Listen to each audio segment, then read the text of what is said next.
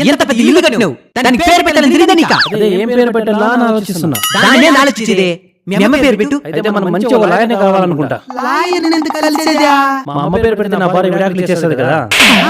అయితే మీ ఆవిడ పేరు పెట్టు. అయితే ఈసారి మనం ఒక మంచి డాక్టర్ని కలవాలి. డాక్టర్ ఎందుకా?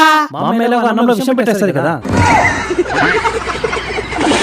కొన్ని సమస్యలకు అసలు పరిష్కారమే ఉండవు. ఈ ఇల్లు ఎప్పటికి పేరు లేకుండానే ఉండిపోవాల్సిందే. ఆలోచిస్తే ప్రతి సమస్యకి మార్గాలు దొరుకుతుంది.